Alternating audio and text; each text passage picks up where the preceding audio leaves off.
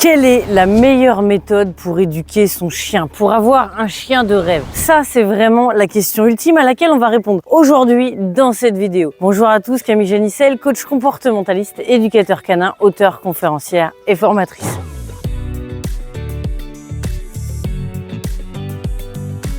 Et si vous rejoignez cette chaîne, mon objectif est vraiment de vous aider à établir un rapport de confiance et d'amour avec vos animaux. D'ailleurs, vous ne le voyez pas, je le laisse tranquille, mais mon chien de 14 ans est juste là, à mes pieds, et je ne pourrais faire des vidéos sans lui. Alors aujourd'hui, on va voir comment éduquer son chien de manière la plus puissante possible, avec une méthode qui marche à coup sûr, mais pour ça, il faut commencer par bien les comprendre. Alors, on vous dit beaucoup de choses sur les méthodes d'éducation. On confond souvent l'éducation, le comportement. Ça, c'est déjà quelque chose d'extrêmement différent. Alors, en fait, pour qu'un chien soit bien équilibré, pour qu'un chien soit bien dans ses baskets, ne présente pas de problème de comportement, il ne s'agit pas forcément d'aller faire des exercices d'éducation avec lui, de lui demander de s'asseoir, de se coucher ou autre. Ça n'a absolument aucun rapport avec l'équilibre mental. Sinon, c'est comme si on disait, eh bien, pour qu'un enfant il soit bien dans sa tête, soit équilibré, soit stable, il soit heureux, il suffit de l'emmener à l'école. Ça n'a absolument aucun rapport. L'objectif de l'école et donc de l'éducation canine, même chez le chien, eh bien, c'est tout simplement de leur apprendre des choses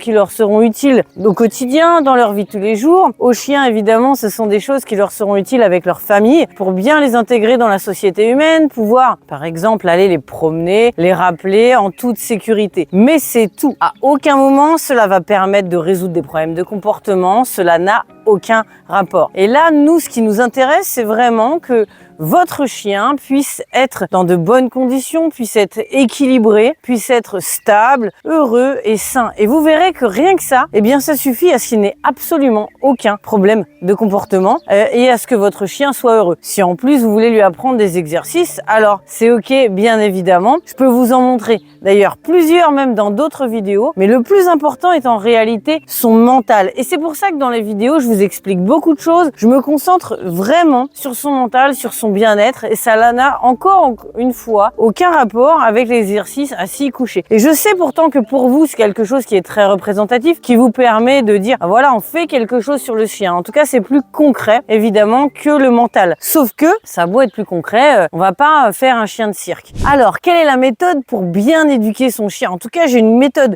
puissante à vous donner. C'est la méthode Eden que j'ai créée, la méthode naturelle. Mon objectif, c'est vraiment de prendre la nature en référence, de me dire, tiens, comment vivrait le chien s'il était encore dans la nature? Comment vivrait le chien s'il était tout simplement dans la nature, pour savoir dans quelle mesure il va avoir besoin de quoi, par exemple, de quelque chose au niveau domestication ou de quelque chose au niveau de la nature. Ben oui, parce que moi, mon truc, c'est de bien comprendre les animaux domestiques. Et à mon sens, ils ont les fesses entre deux chaises. D'un côté, ils vont avoir la domestication avec le confort, le logement, ils sont nourris, logés, blanchis et tout ce qui va avec, ça leur apporte de la sécurité, faut être honnête. Et de l'autre, ils vont avoir gardé quand même certains besoins des animaux, même lorsqu'ils étaient sauvages ou dans la nature, qui va faire que si on comprend ces deux systèmes, on va pouvoir leur combiner les deux pour pouvoir avoir un chien parfait avec cette méthode-là. En tout cas, un chien qui vraiment est heureux, et c'est ça qui m'importe. Alors, vous le savez, c'est quelque chose qui est différent. Évidemment, selon les races, selon les chiens, on a des prédispositions génétiques, on les prend en considération, mais vous le savez aussi que dans les vidéos, je suis obligée de faire de manière générale. Maintenant, il est très important de comprendre ce que ferait un chien s'il était dans la nature. Déjà, au départ, ce sont des animaux qui ne sont pas sédentaires, c'est-à-dire qu'ils vont avoir tendance à vraiment se déplacer de territoire en territoire. Donc ça signifie que lorsqu'ils viennent chez nous en tant que chiens domestiqués, eh bien, à l'heure actuelle, comme nous, on ne se déplace plus, on est sédentaire, eh bien, ils vont avoir une vie qui ne leur correspond pas à la base fortement. En tout cas, ils vont être avec nous, mais au bout d'un moment, ils vont vite s'ennuyer si on reste au même endroit. Aussi joli que soit votre jardin, aussi grand soit-il, peu importe, votre chien va avoir besoin d'avoir une vie tout simplement. Même vous d'ailleurs, peu importe la taille de votre jardin, ça change pas vos besoins à l'extérieur du jardin. Le fait d'avoir envie de voir vos amis, le fait d'avoir envie de sortir, de voir autre chose, de faire d'autres activités. Vous n'allez pas passer votre vie dans votre jardin uniquement parce qu'il est grand. Eh bien, votre chien, c'est exactement exactement la même chose en réalité, même si ce n'est qu'un chien. Alors évidemment, à l'extérieur du jardin, il va pas avoir les mêmes activités que nous. Justement, à la limite, c'est encore beaucoup plus simple, c'est-à-dire que des simples promenades peuvent suffire à compenser ce qu'ils feraient dans la nature, étant donné qu'on est d'accord, ce sont des animaux domestiques. Donc ça veut dire quoi? Ça veut dire qu'ils se sont vraiment quand même habitués à notre mode de vie, malgré leurs besoins qui est encore un petit peu, eh bien en tant que prédateur, ça va être de chasser, de flairer, de voir des congénères régulièrement, c'est ce qu'ils feraient dans la nature. Bien sûr, encore une fois, de voir d'autres territoires, d'autres choses. Et avec tout ça, eh bien qu'est-ce qui compense tout ça? Il y a une méthode très simple, c'est la promenade. C'est pour ça que je vous répète souvent que c'est extrêmement important, ça paraît extrêmement bateau. J'ai rien inventé, ça je vous l'accorde à ce sujet-là, mais pourtant il y a des explications très claires en rapport avec la nature derrière. Alors je vous rassure, il y a d'autres informations que je pourrais vous expliquer, que vous pouvez apprendre, bien sûr en rapport avec ça, mais si déjà vous commencez à comprendre cela, c'est-à-dire qu'est-ce qu'ils feraient dans la nature, combien de temps ils passeraient à chasser. Eh bien par exemple, dans la nature, ils ont besoin de trouver à manger. Donc trouver à manger, ça signifie eh bien déjà de repérer une proie, de l'observer, de la traquer, voire pourquoi pas de la poursuivre. Une fois qu'on la poursuit, on fait la morsure de mise à mort. Une fois que la proie est morte, eh bien on va pouvoir commencer à la manger petit à petit et ça va prendre du temps. Il faut arracher la viande sur les os. Vous voyez par exemple les lions lorsqu'ils le font sur une antilope, ça prend beaucoup de temps, il faut le temps de manger et ensuite il faut le temps de digérer. Et si on prend vraiment tout cet acte-là du tout début jusqu'à la toute fin, ça leur prendrait plusieurs heures par jour. Et voire même certains jours, on n'arrive pas à avoir une proie et ils n'arrivent pas à manger. Mais ça leur prend quand même énormément de temps d'observer, de poursuivre et de faire tout ce qui va avec. Et alors lorsqu'ils ont l'occasion de tuer la proie, d'aller jusqu'à mâchouiller, d'aller jusqu'à mâchonner, aller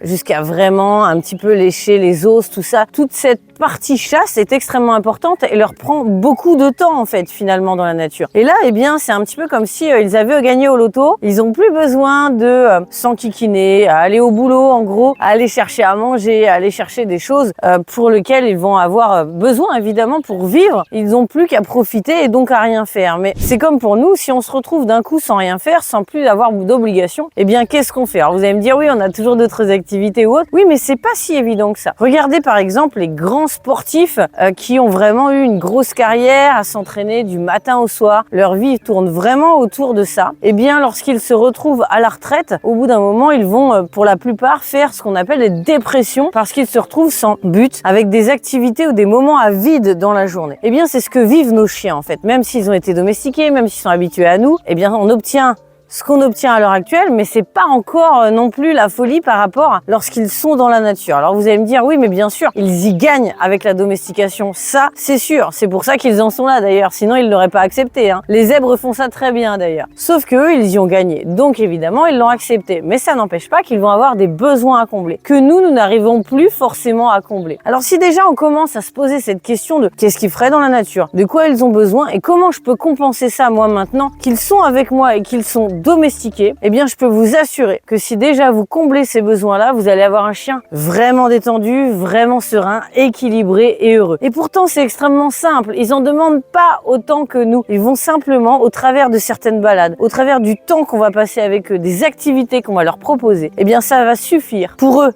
en tant qu'animal domestique à compenser ce manque. Alors je vous rassure, il y a encore beaucoup d'autres choses, mais si déjà vous commencez par comprendre cela et par utiliser cette méthode puissante qui est la méthode de la nature finalement, eh bien vous aurez un super chien. Laissez-moi des commentaires sous la vidéo. Encore une fois, je les lis tous les jours. Pour ceux qui me rejoignent, surtout, pensez à vous abonner à la chaîne. Je vous donnerai des conseils gratuits et tout le temps sur cette chaîne pour pouvoir faire en sorte que vous puissiez avoir une vie en harmonie avec vos animaux. Pensez bien aussi à cliquer sur la petite cloche pour recevoir directement les vidéos dans votre boîte mail et surtout à prendre votre petit cadeau. Dans la description, je choisis des nouveaux cadeaux régulièrement.